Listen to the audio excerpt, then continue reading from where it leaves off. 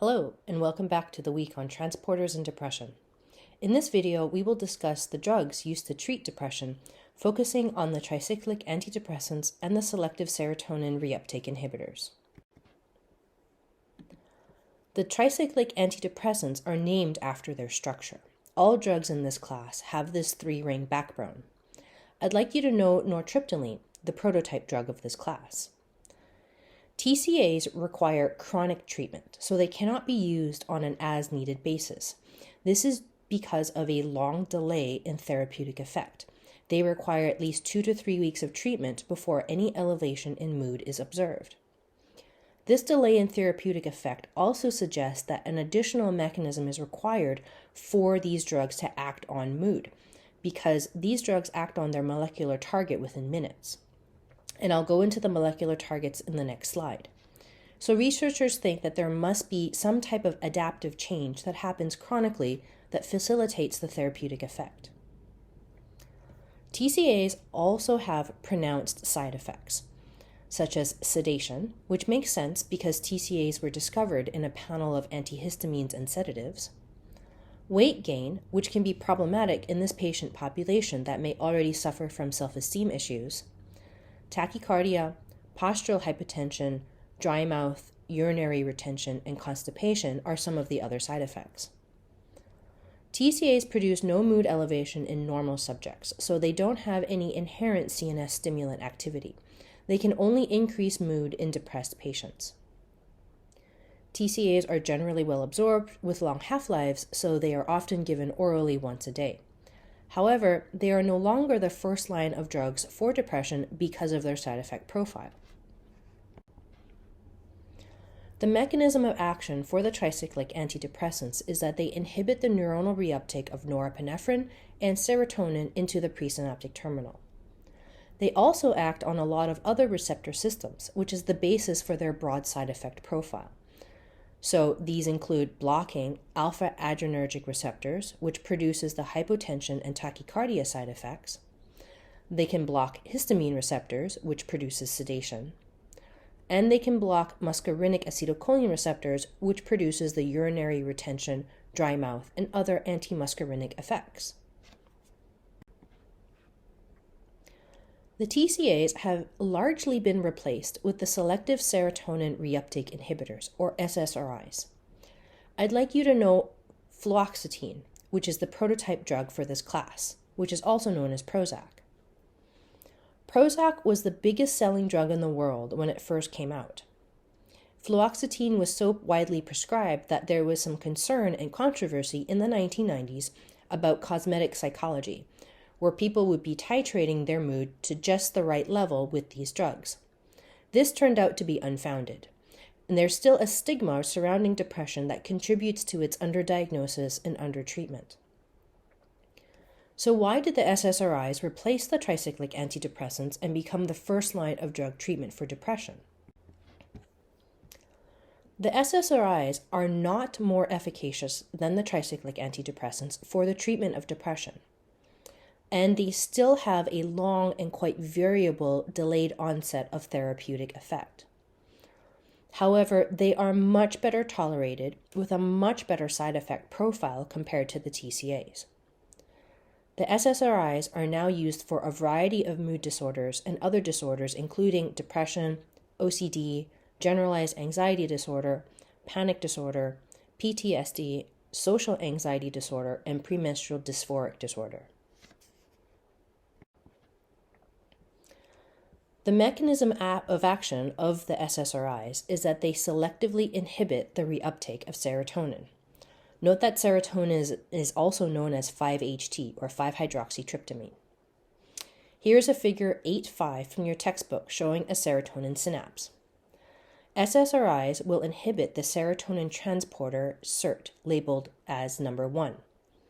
This causes an increase in synaptic serotonin.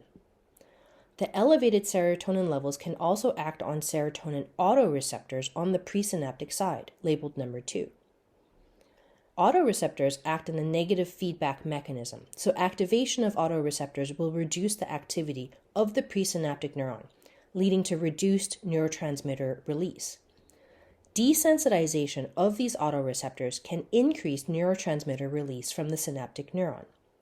So SSRIs can increase serotonin release from nerve stimulation. And they can also increase the release of 5-HT from vesicles, which is labeled as number 3. One thing to note is that serotonin receptor pharmacology is very diverse. There are several different serotonin receptors, and each receptor can have different subtypes. For example, 5-HT1 can be B or 1D. In addition, not all serotonin receptors are of the same type. So just like GABA A receptors are ion channels and GABA B receptors are GPCRs, the 5-HT3 receptor is an ion channel, but the other serotonin receptors are GPCRs. Going back to the primary molecular target of the SSRIs, the serotonin transporter, this transporter uses a sodium current to drive the movement of serotonin into the presynaptic neuron. All of the monoamines have a transporter, so as there is one for norepinephrine, one for dopamine, and one for serotonin.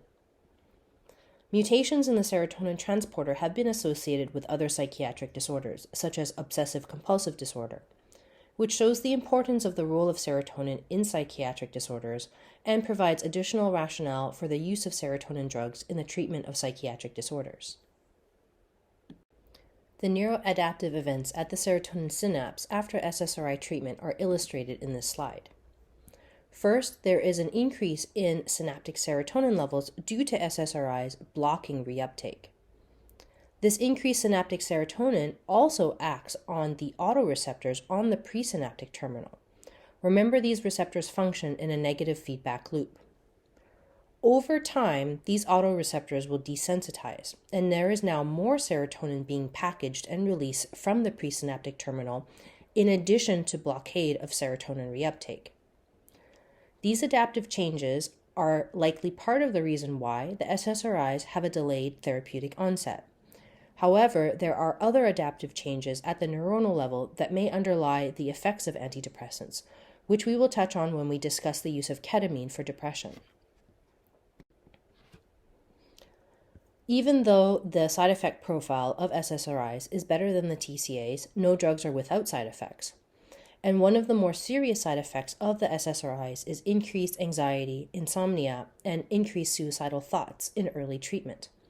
Thus, there is a lot of careful monitoring of the patient in early treatment. Researchers don't know exactly why there is an increase in the anxiety and suicidal thoughts in early treatment, but this may be related to the delayed therapeutic onset of action. Other side effects include GI distress, such as nausea, vomiting, and diarrhea, and some weight loss, as well as sexual dysfunction. The numbers for sexual dysfunction are quite variable and can be as high as 25%.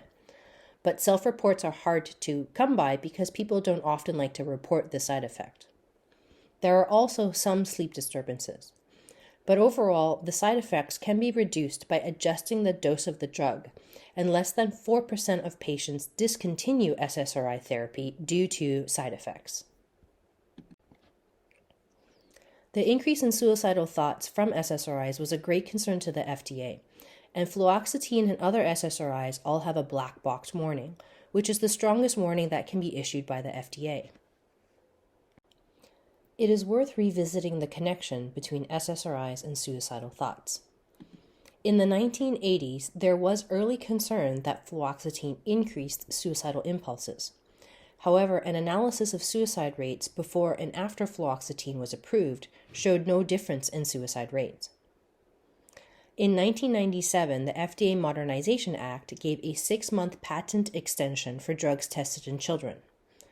Drug trials in children is very expensive, and children are often excluded from these trials. GlaxoSmithKline tested paroxetine, another SSRI, in children and reported increased emotional lability. Researchers did not know what this meant, so they dug into the data a bit more, and it turned out that the drug companies were not publishing their negative data.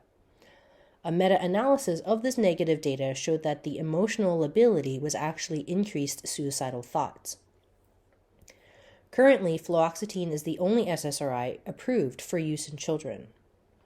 There have been additional studies investigating thousands of children and adolescents prescribed fluoxetine, which showed no increase in completed suicides.